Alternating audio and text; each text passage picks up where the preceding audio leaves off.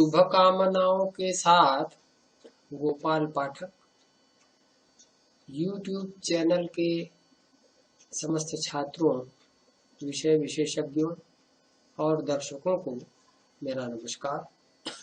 जैसा कि मैंने अपने पूर्व दिनांक 23 फरवरी 2021 के दृश्य श्रव्य पटल के माध्यम से भास्कराचार्य के खगोलीय ग्रंथ सिद्धांत शिरोमणि के यंत्राध्याय ग्रंथ संख्या 375 में वर्णित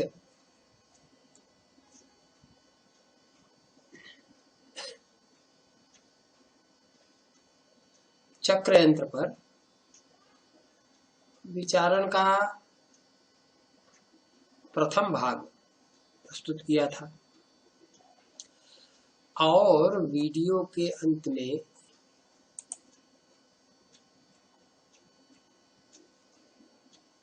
चक्र यंत्र के विचारण का द्वितीय भाग अपने अगले वीडियो के माध्यम से प्रस्तुत करने की बात कही थी। तो उसी क्रम में आज दिनांक 4 मार्च 2021 के इस वीडियो के माध्यम से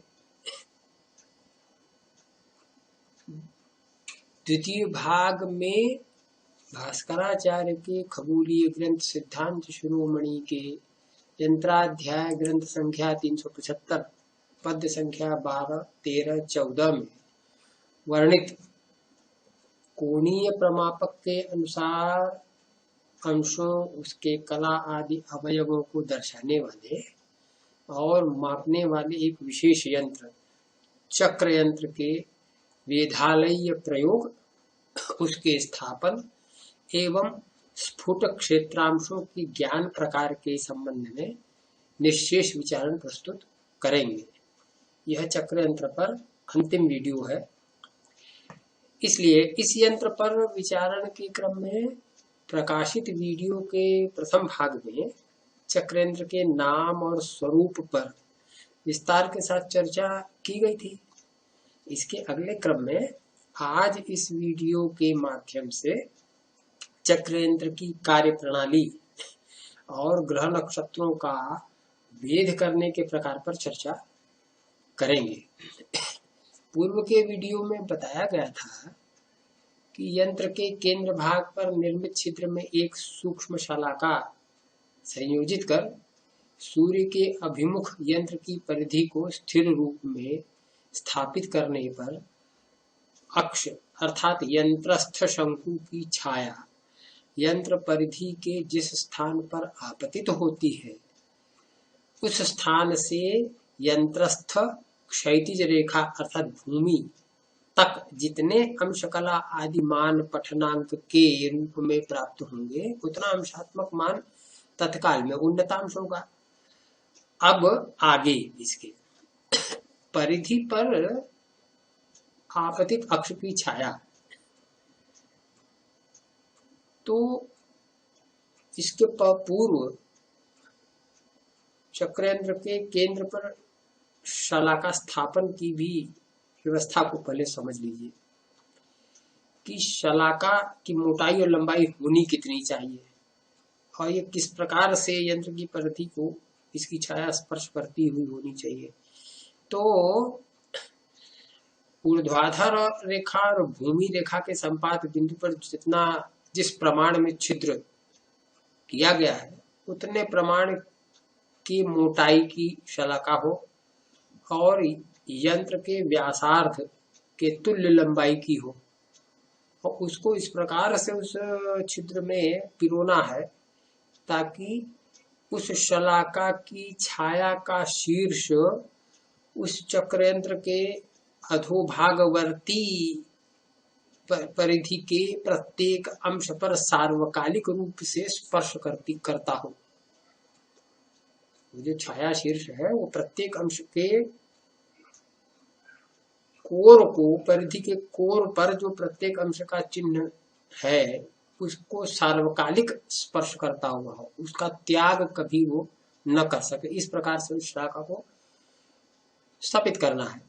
अब परिधि पर आपतित अक्ष की छाया और भूमि के अंतराल में जितने भी उन्नतांश प्राप्त होंगे उन उन्नतांशों को यदि यंत्रस्थ भूमि और खमद के अंतराल के 90 अंशों में घटा दे तो तत्काल के नतांश का ज्ञान होगा।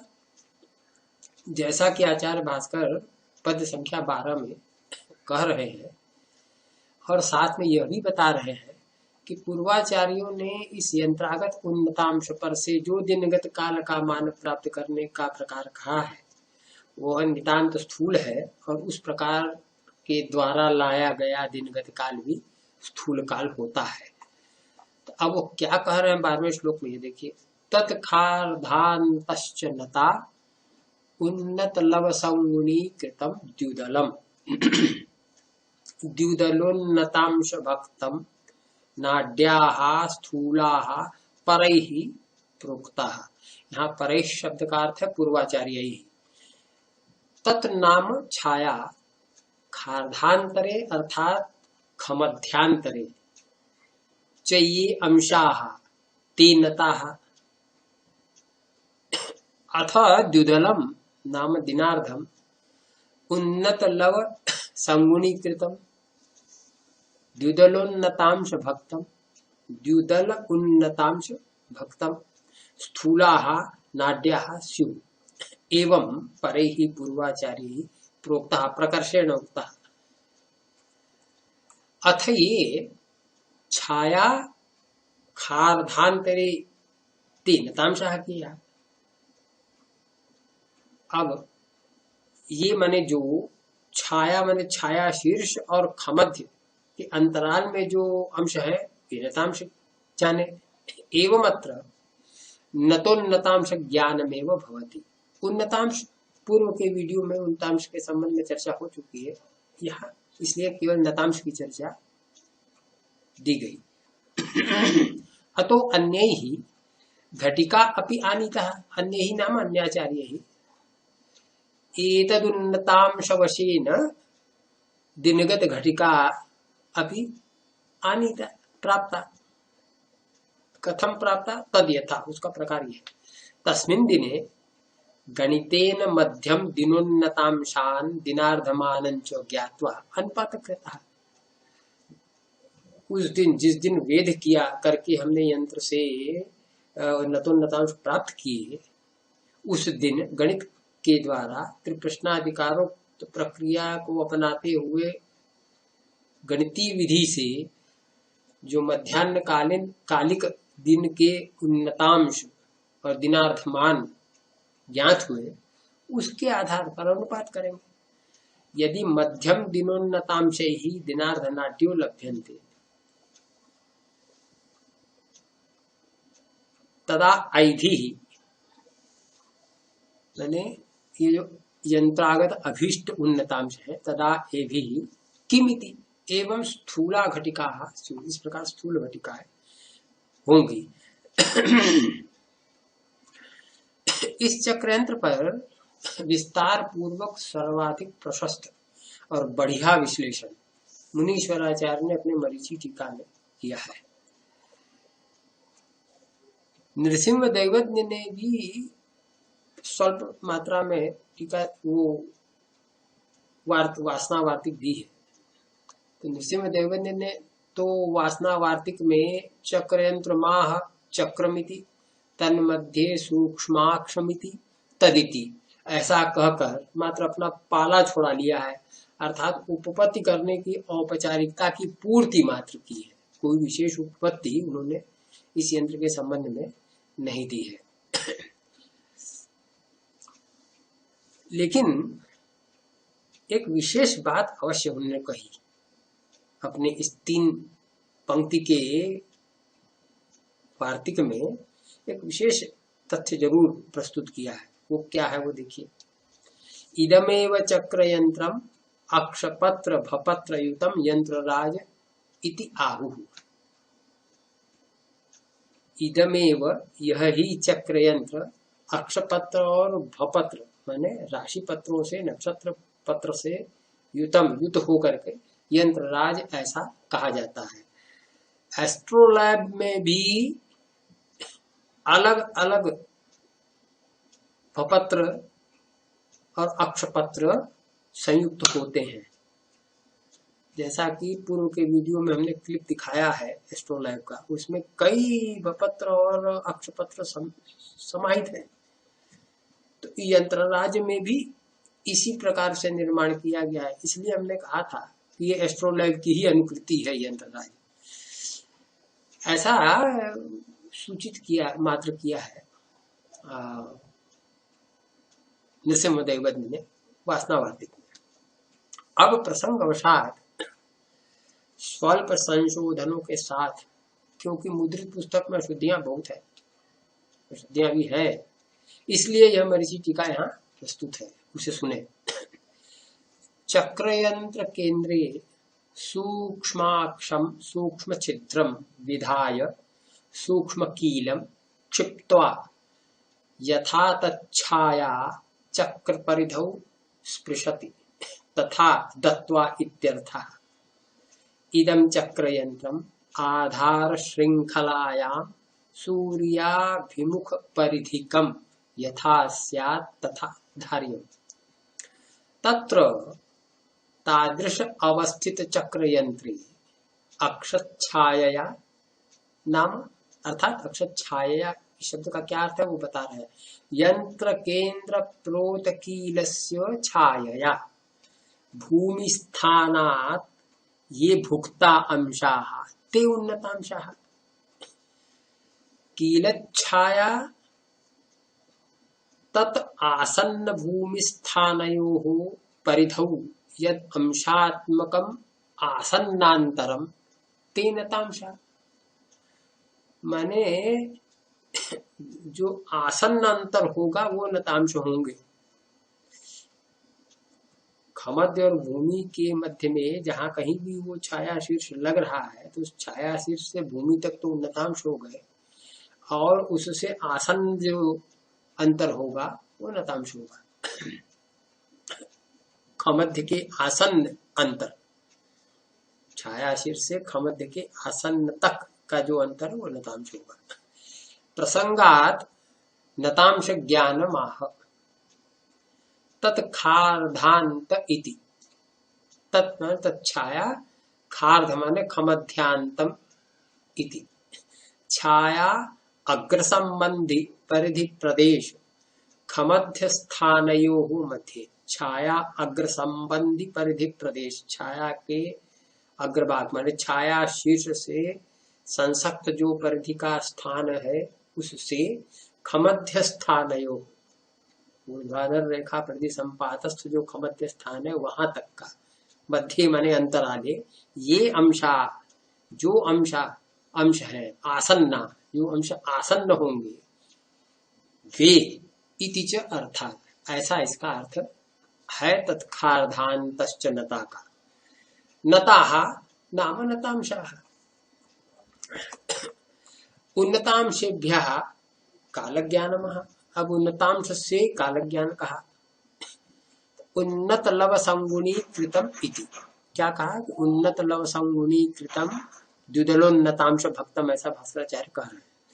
तो द्विदलम घटिकात्मक दिनमानस्य अर्थम, द्विदलम नाम घटिकात्मक दिनमानस्य अर्धम, घटिकात्मक दिनमान का आधा।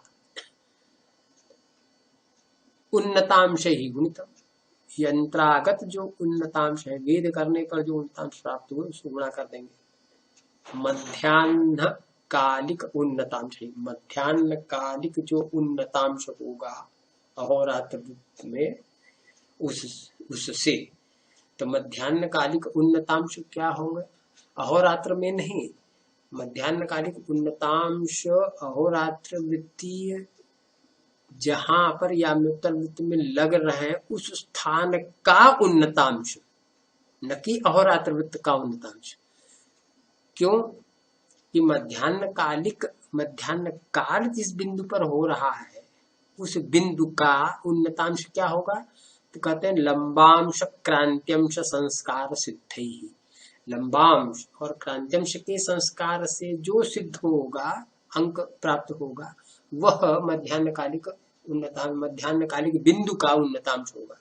न कि मध्यान्ह कालिक उन्नतांश कहने का तात्पर्य अहोरात्र वृत्तीय उन्नत क्षितिज से याम्योत्तर तक का अंतर जो है उन्नतांश वो नहीं लेना है। लंबांश और क्रांतियांश संस्कार से प्राप्त जो मध्यान्ह कालिक बिंदु का उन्नतांश है, अहोरात्रवृत्त याम्योत्तरवृत्त संपात रूप जो मध्यान्ह कालिक बिंदु है, उस बिंदु का उन्नतांश उससे भाग देंगे।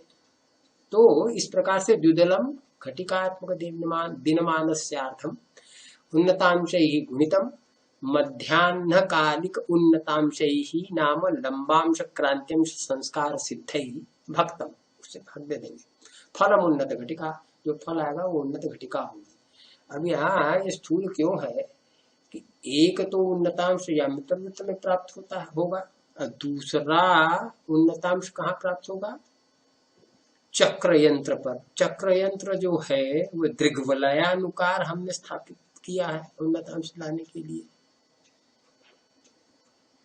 और वो ग्रह पर जहां ग्रह से होता हुआ जा रहा है जो, तो ग्रह जिस बिंदु पर चक्र यंत्र पर दिख रहा है उस बिंदु के सम्मुख ही ग्रह है आकाश में, तो उस आकाश का उन्नतांश क्षितिज से दृग्वलय में होगा।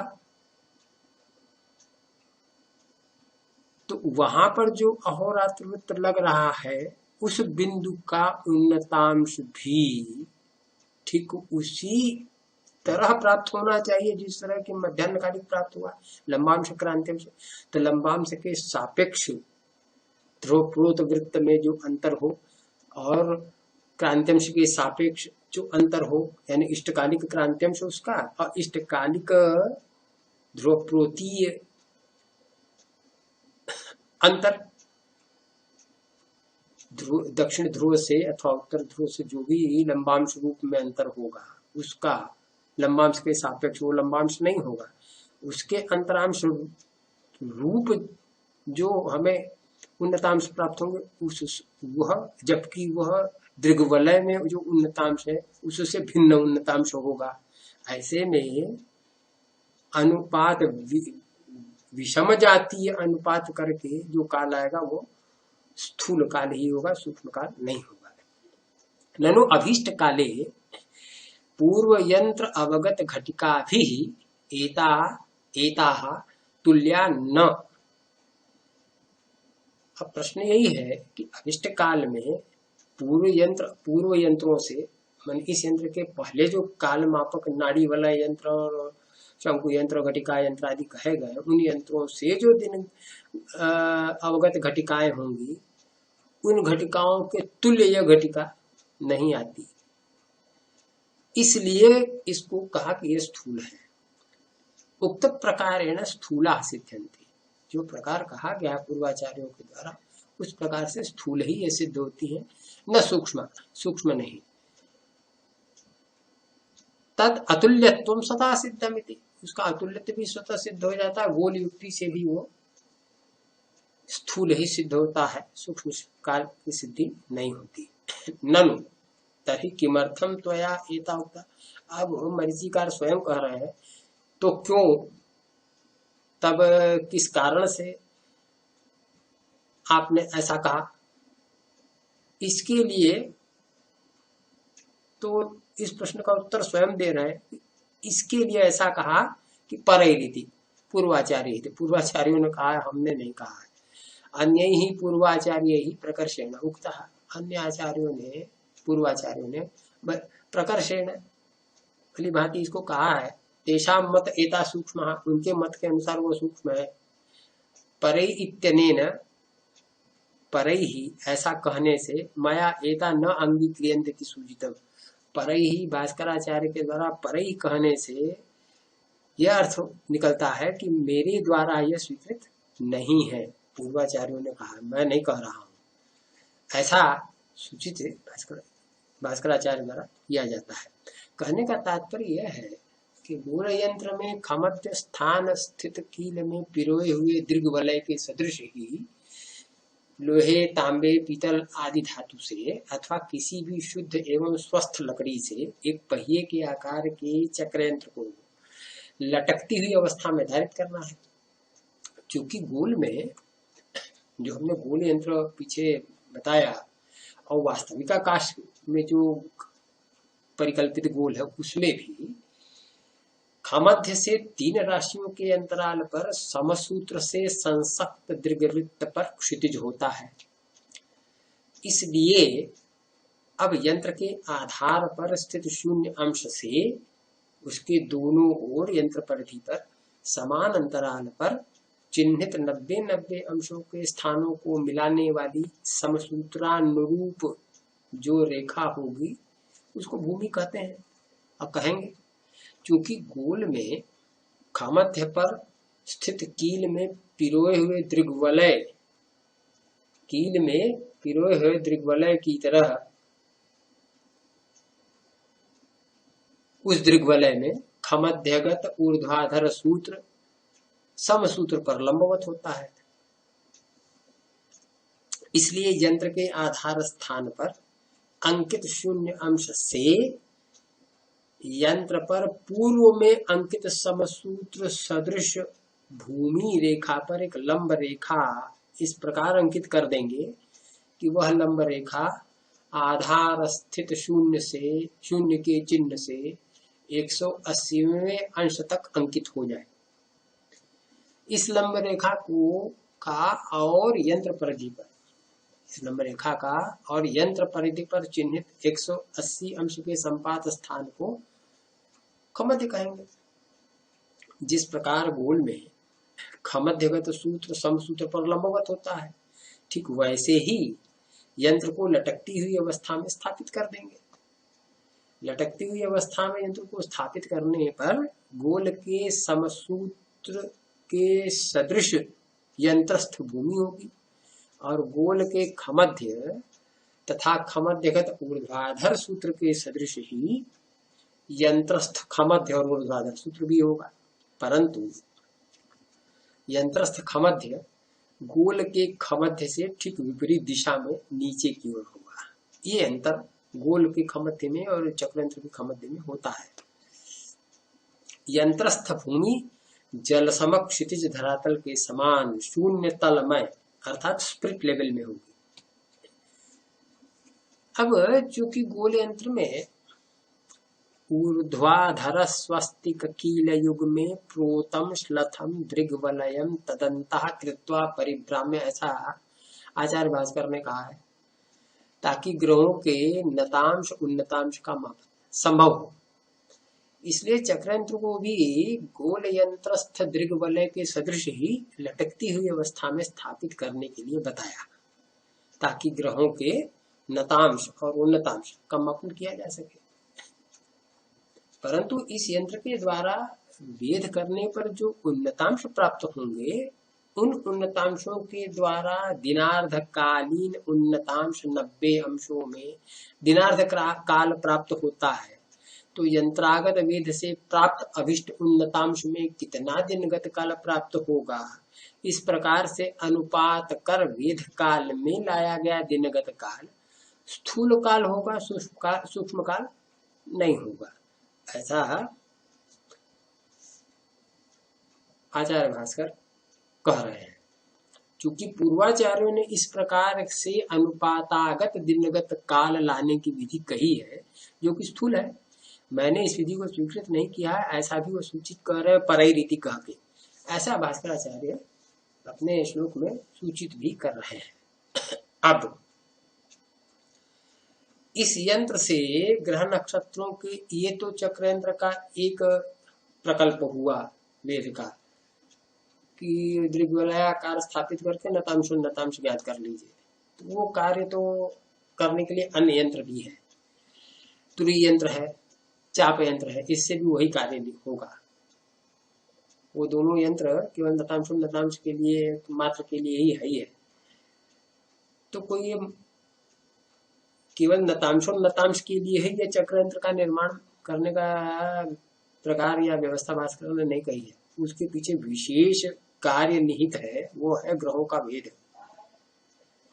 तो अब इस यंत्र से ग्रह नक्षत्रों के क्षेत्रांश और शरांश के मापन का प्रकार भी आचार्य भास्कर यंत्राध्याय के पद संख्या 13 एवं 14 के द्वारा बता रहे हैं, जो कि इसका मूल कार्य है इस यंत्र का,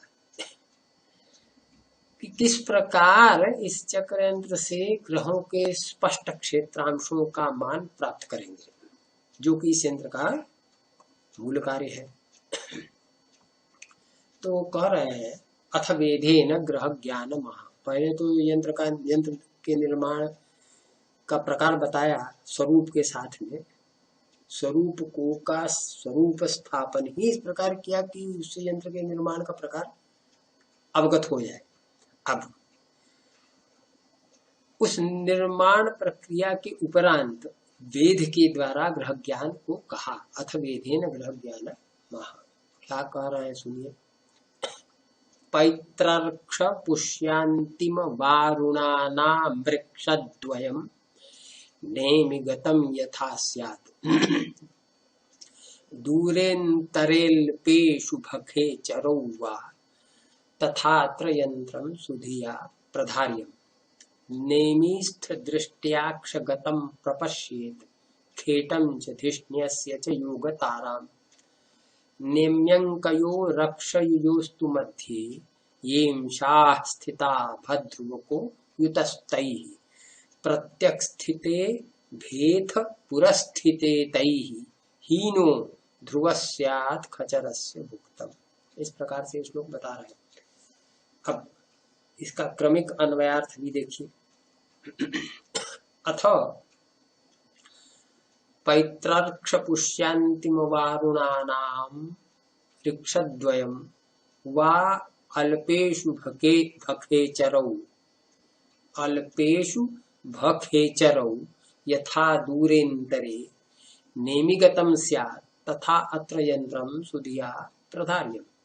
ततः अनन्तरं नेमिस्थदृष्ट्या खेटं च धिष्ण्यस्य योगतारां च अक्षगतं प्रपश्येत् अक्षयुजोः नेम्यङ्कयोः मध्ये तु ये अंशाः स्थिताः सन्ति तैः भे प्रत्यक्स्थिते, भे नाम नक्षत्रे प्रत्यक्स्थिते भद्रुवको नाम नक्षत्र ध्रुवको युतः पुरस्थिते सति ध्रुवः तैः हीनो खचरस्य भुक्तं स्यात् नाम खचरस्य क्षेत्रांशः स्युः।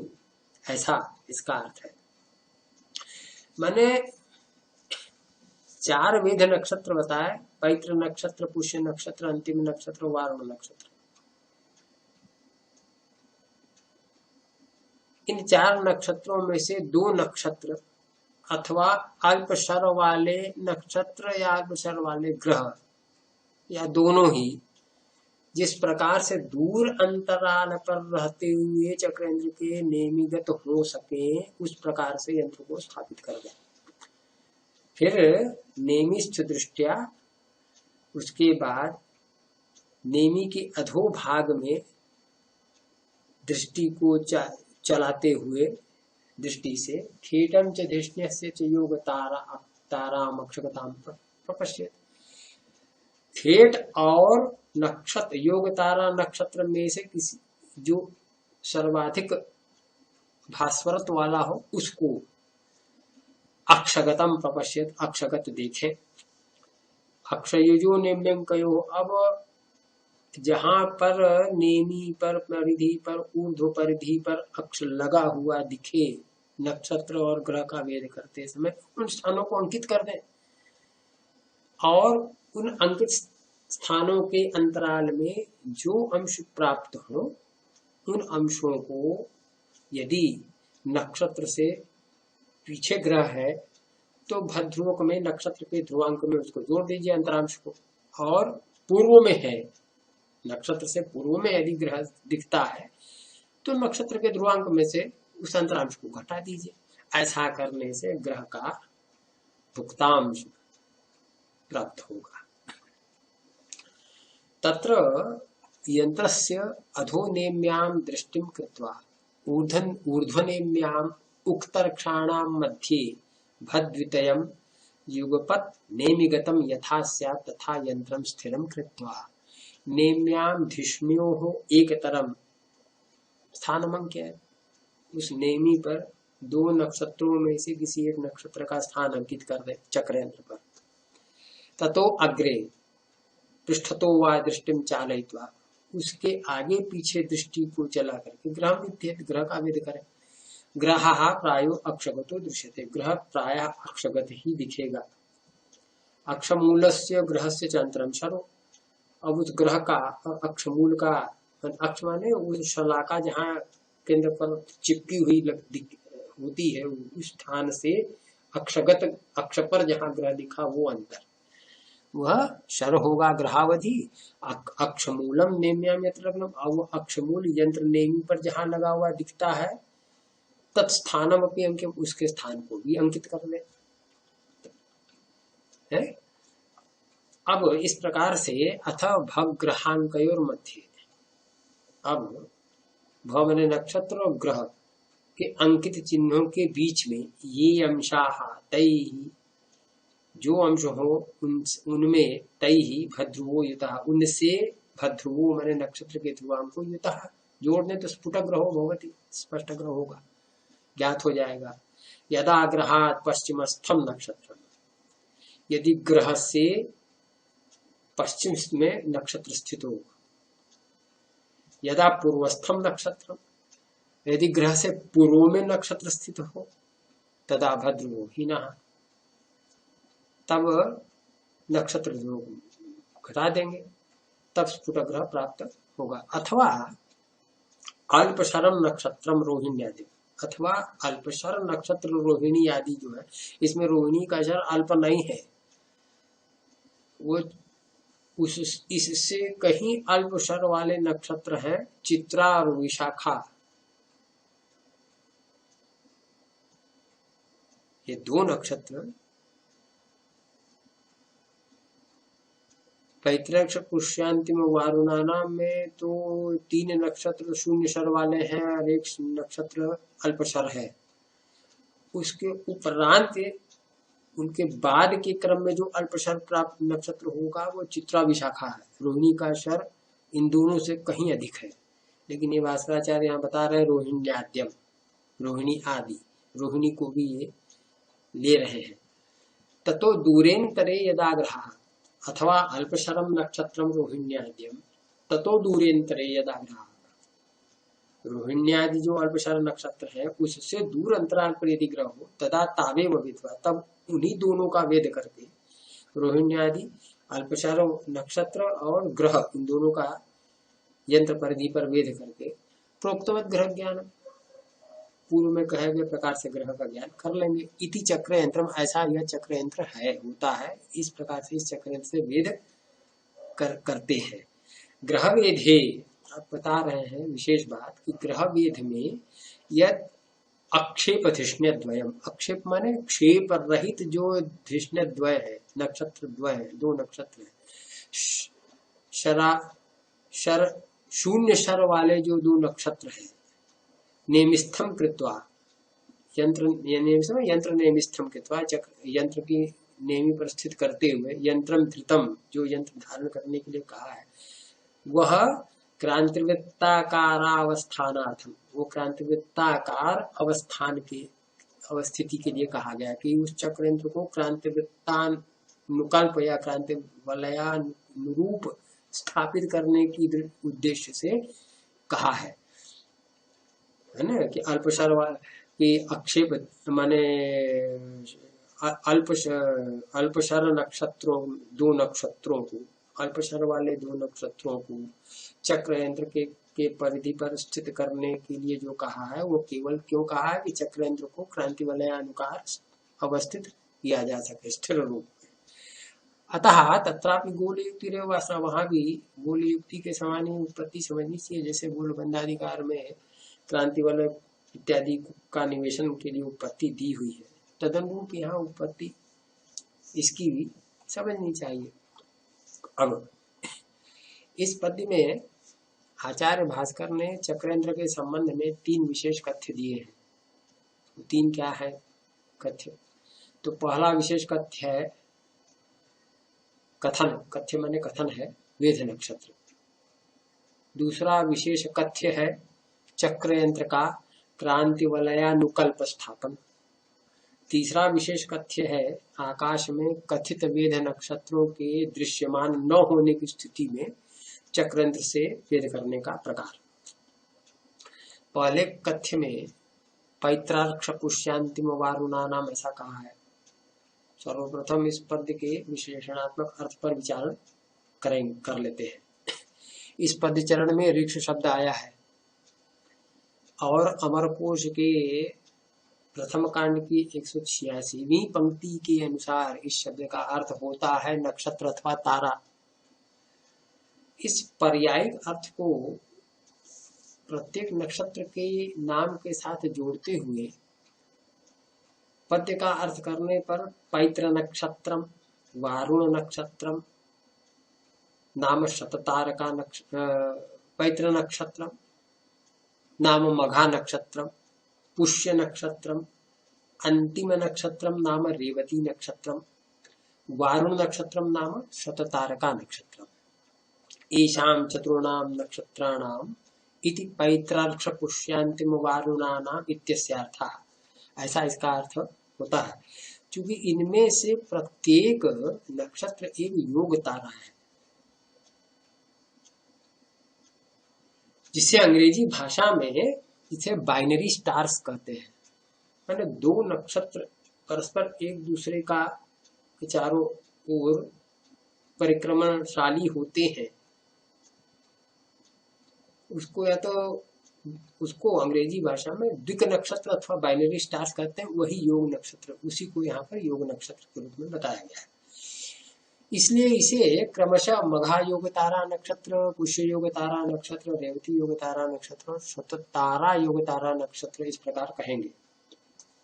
एतदनुसार पद्य चरण का अर्थ होगा मघा योग तारा नक्षत्रम, पुष्य योग तारा नक्षत्रम, रेवती योग तारा नक्षत्रम, शततारा योग तारा नक्षत्रम, एषां चतुर्णाम योग तारा नक्षत्राणाम मध्ये।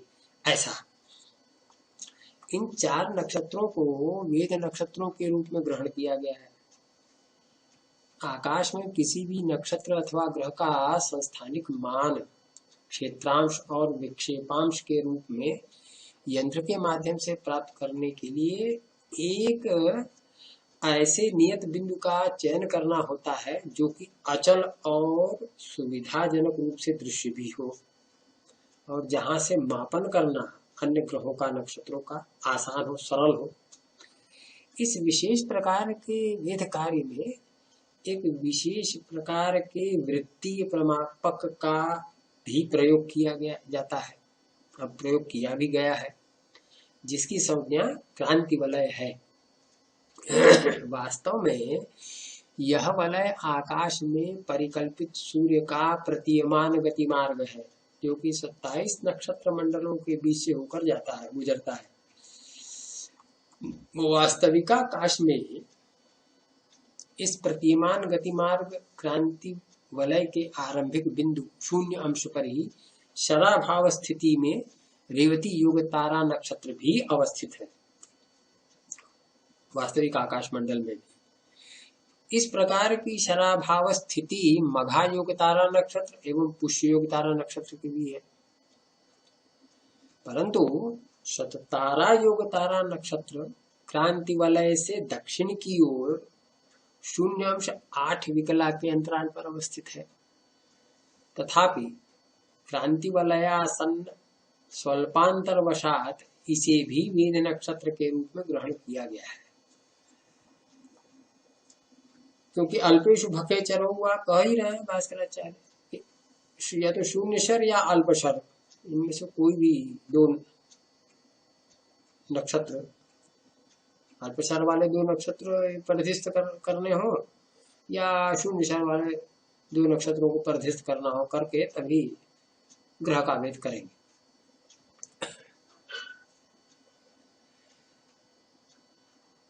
इस प्रकार क्रांति वलय पर 4 योग तारा नक्षत्रों को अन्य ग्रह नक्षत्रों के स्फुट क्षेत्रांशों के मापन हेतु नियामक के रूप में ग्रहण किया जाता है। इन्हीं नक्षत्रों से अन्य नक्षत्रों और ग्रहों का अंशादि अंतराल यंत्र माध्यम से प्राप्त करते हैं। वास्तविक आकाश में 27 नक्षत्रों की क्रमिक संस्थानिक स्थिति रेवती नक्षत्र से आरंभ करके क्रमशः अनुलोम दिशा में पूर्व से पश्चिम की ओर है। रेवती से अश्विनी, भरणी आदि प्रत्येक नक्षत्र अपने पूर्ववर्ती नक्षत्र से, ये रेवती के बाद अश्विनी, अश्विनी के बाद भरणी, भरणी के बाद कृतिका, कृतिका के बाद रोहिणी, इस क्रम से प्रत्येक नक्षत्र अपने पूर्ववर्ती नक्षत्र से पूर्व की ओर स्थित है। माने रेवती से अश्विनी, अश्विनी के लिए रेवती पूर्ववर्ती नक्षत्र हुआ, उस नक्षत्र से पूर्व दिशा में अश्विनी नक्षत्र स्थित है। ऐसा इन 27 नक्षत्रों में से पूर्ववर्ती नक्षत्र है 27 ठो। इन 27 में से मघा, पुष्य, रेवती और शततारा ऐसे 4 नक्षत्रों का चयन आचार्य भास्कर ने ग्रह वेद हेतु नियामक नक्षत्रों के रूप में किया है। इन चारों नक्षत्रों के ध्रुवांक और क्षरांश आचार्य भास्कर द्वारा सिद्धांत शिरोमणि के भग्रह ग्रंथ संख्या 130 की पद्य संख्या 1 से 6 तक के माध्यम से बताए गए हैं। इनके अनुसार भग्रह युत्याधिकार में कहे गए श्लोकानुसार, पद्यानुसार अंग दिशो अर्थात 106 अंश पुष्य योग तारा का ध्रुवांक है। गोरकाह अर्थात 129 अंश मघा योग तारा का। नख गुणाह अर्थात 320 अंश शततारा योग तारा का। और खमिति 0 अंश रेवती योग तारा का ध्रुवांक है। ध्रुवांक का अर्थ होता है स्थिरांक। ये स्थिरांक इन नक्षत्रों के क्रांतिवृत्तीय पूर्वापर अंतरांश के रूप में स्फुट क्षेत्रांश हैं। इस प्रकार रेवती, पुष्य और मघा का उत्तर विक्षेपांश मान शरांश 0 अंश तथा शततारा नक्षत्र का दक्षिण विक्षेपांश शरांश 0 अंश 20 कला कहा गया है।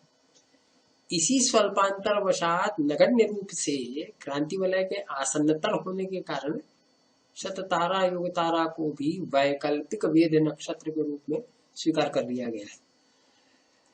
अब इस कथन तो इस प्रकार चक्रयंत्र से ग्रह नक्षत्रों के स्फुट क्षेत्रांशों का मापन करने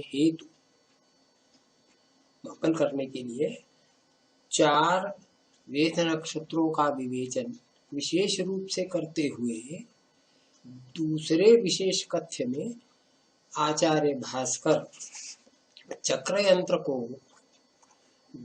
क्रांतिवलयानुकल्प स्थिर और दृढ़ रूप से स्थापित करने का प्रकार ऋक्षद्वयं नेमिगतं यथा स्यात् तथा त्रयंत्रम सुधिया प्रधार्यम इस प्रकार कह रहे हैं। अब यहाँ पर प्रधार्यम शब्द का अर्थ है प्रकर्षेण धार्यम अर्थात स्थिरत्वेन दृढ़म धार्यम। पूर्व में चक्रांशांक्यम परिधौ श्लथ श्रृंखलादिकाधारम इस प्रकार ढीली श्रृंखला आदि आधार पर चक्रयंत्र को सूर्याभिमुख धारित करने की बात कही है।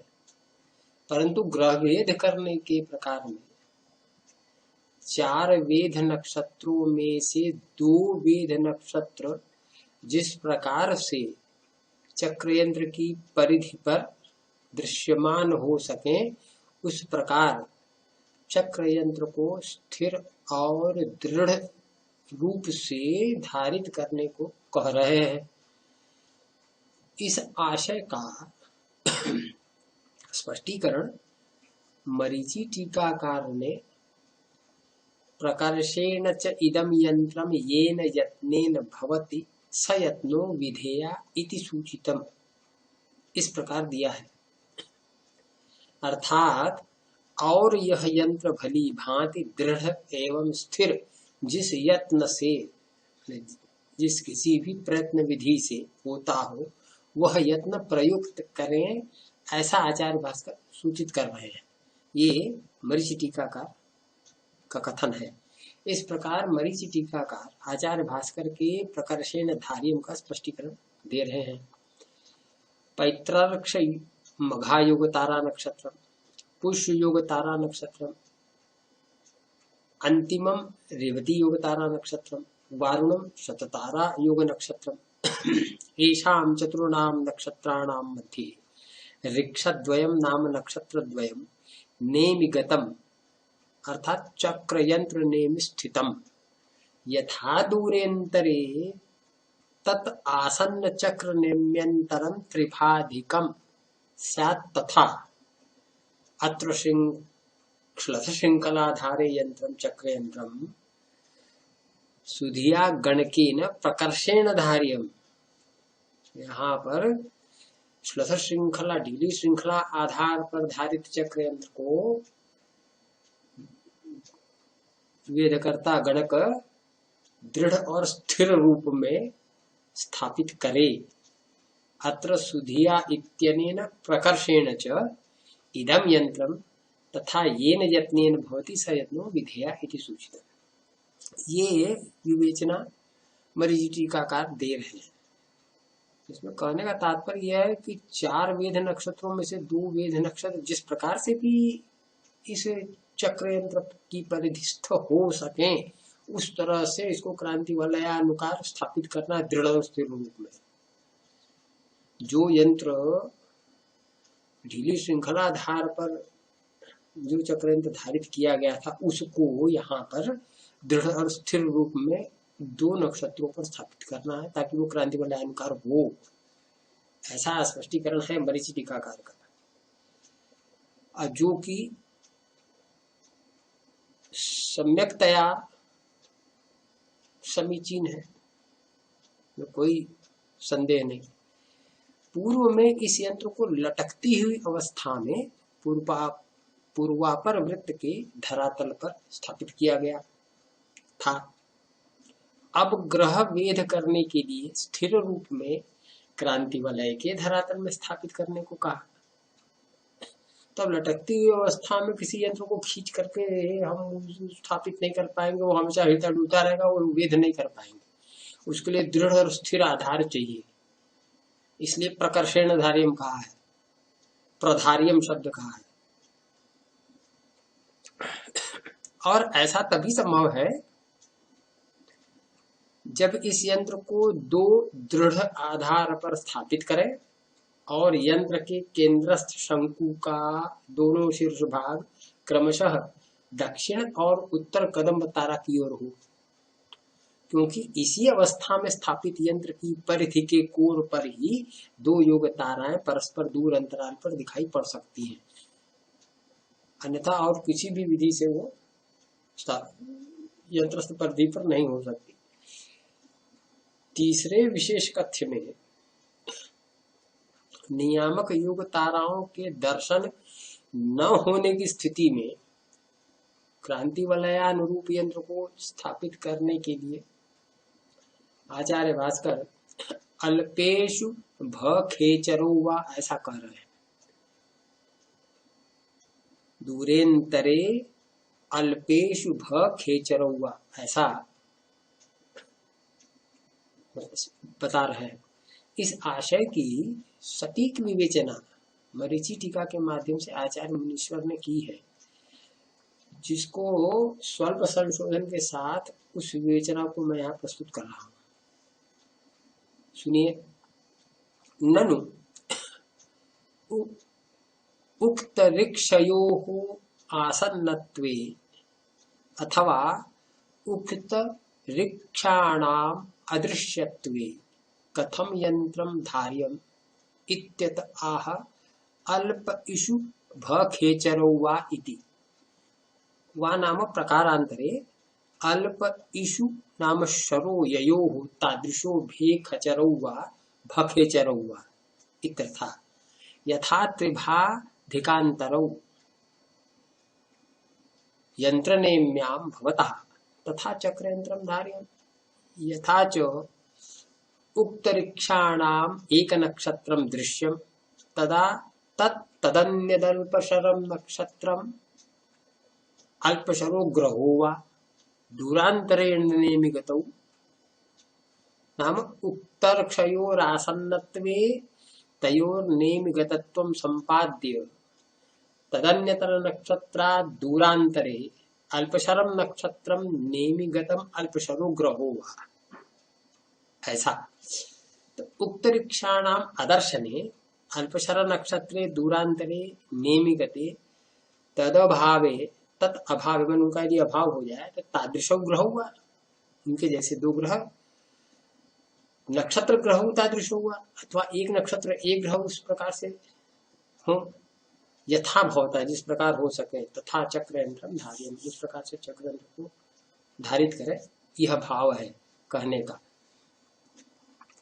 कहने का तात्पर्य यह है कि चक्रयंत्र को क्रांति वलय के धरातल पर स्थिर रूप में ढीले श्रृंखलाधार से भिन्न आधार पर स्थापित करने के लिए कहा।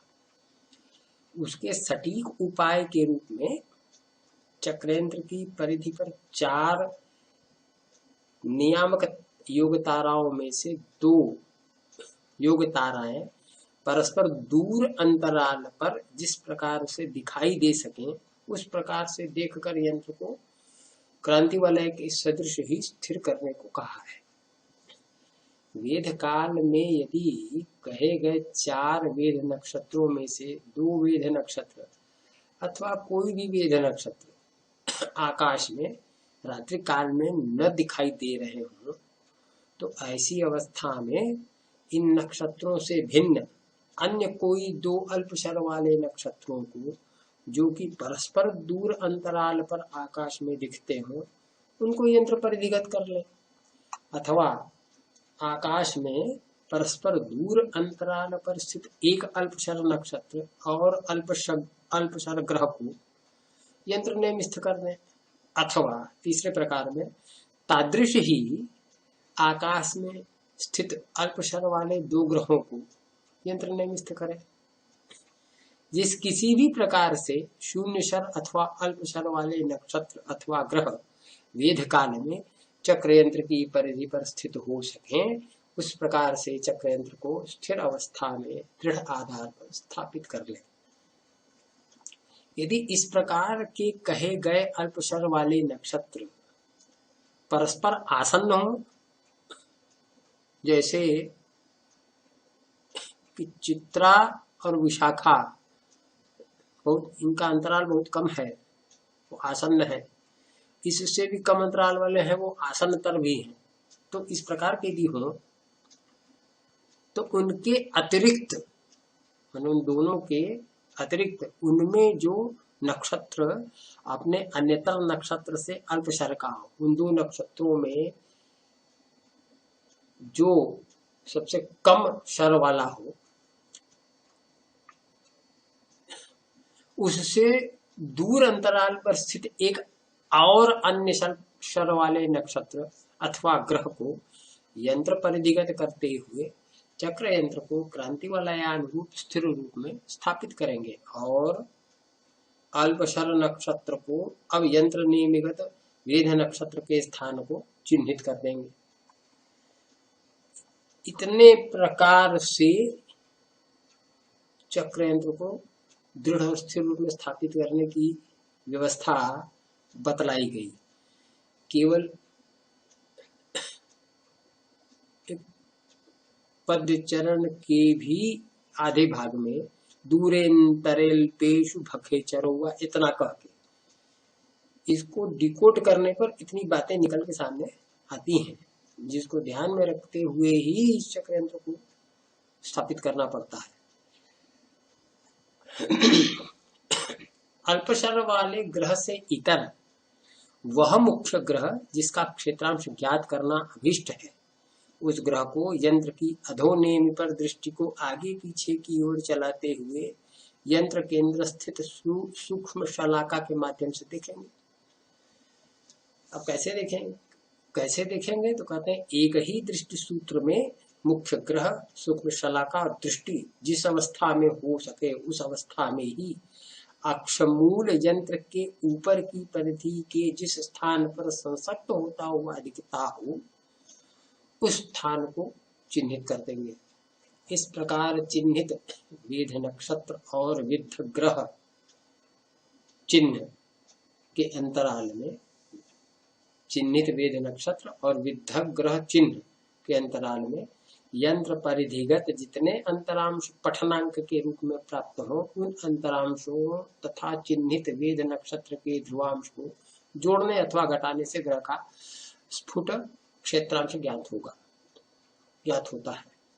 यदि विद्ध ग्रह से वेद नक्षत्र पीछे पश्चिम दिशा में हो तब यंत्रागत अंतरांश में चिन्हित वेद नक्षत्र के ध्रुवांश को जोड़ते हैं, तब स्फुटक क्षेत्रांश उस ग्रह का प्राप्त हो जाएगा। यदि विद्ध ग्रह से वेद नक्षत्र आगे पूर्व दिशा में हो तब चिन्हित वेद नक्षत्र के ध्रुवांश में यंत्रागत अंतरांश को घटा देते हैं।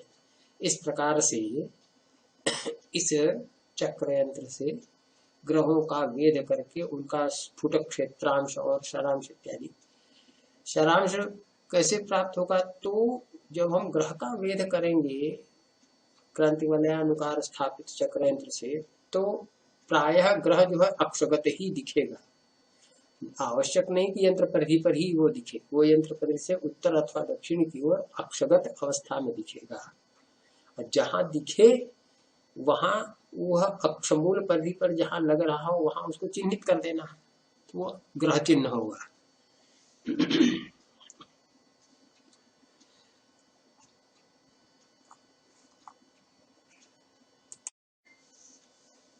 तो इस प्रकार आज के इस वीडियो के माध्यम से चक्र यंत्र के द्वारा ग्रह नक्षत्रों का वेद करने एवं उनके स्फुट क्षेत्रांश का मान ज्ञात करने के प्रकार और उसके क्रांति वलयानुकार तादृश स्थापन पर विचारण का अंतिम भाग मैंने प्रस्तुत किया। इस यंत्राध्याय के यंत्रों के विचारण के क्रम में अपने अगले वीडियो में क्रमागत यष्टि यंत्र पर विचारण का प्रथम भाग प्रस्तुत करेंगे। तब तक के लिए इस वीडियो को देखें, सब्सक्राइब करें और अपने मित्रों के साथ शेयर भी करें। और अंत में to be continued by next video. Thank you, नमस्कार।